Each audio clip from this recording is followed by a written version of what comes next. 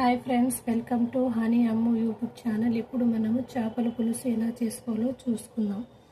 ముందుగా నేను కేజీ చేపలు తీసుకున్నానండి. వీటిని శుభ్రంగా కడిగేసుకోవాలి.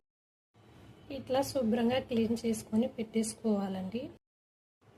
నేను 1 కేజీ పచ్చి చేపలకి 4 టమాటీలు 2 ఉల్లిపాయలు తీసుకుంటున్నానండి. వీటిని మిక్సీ పట్టుకోవాలి. ఇలా మెత్తగా పేస్ట్ చేసుకోవాలి. ఉల్లిపాయలు టమాటాలు వేయడం వల్ల అనేది మనకు పచ్చి చేపల పులుసు అనేది గ్రేవీ అనేది తిక్కుగా వస్తుందండి. ఇప్పుడు కడాయిలో 4 స్పూన్స్ ఆయిల్ వేసుకోవాలి.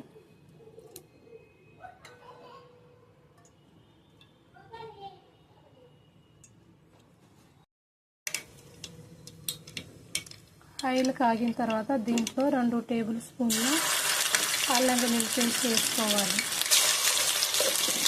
వేసుకొని పచ్చి వాసన దీంట్లో అలాగనే మనం ముందుగానే మిక్సీ పట్టుకున్న పేస్ట్ని వేసేసుకోవాలి.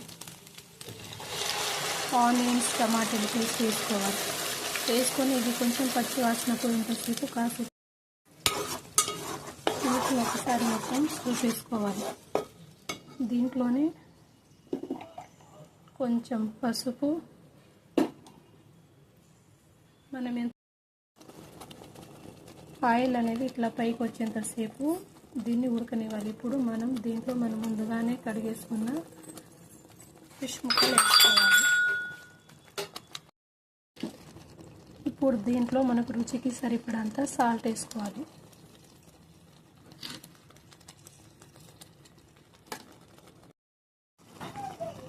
ఇప్పుడు మనం దీంట్లో చింతపండు రసం పోసేసుకోవాలి.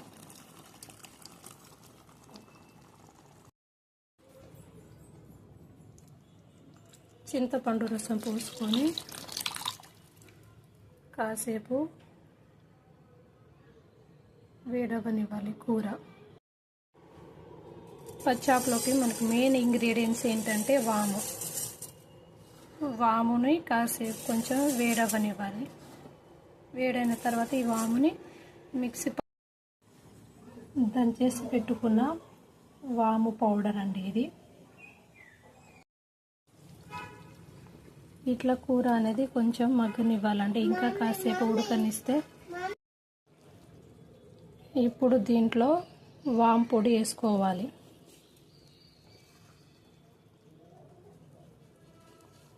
వాము వేయడం వల్ల మనకి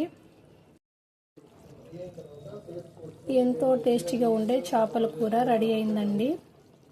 ప్లీజ్ లైక్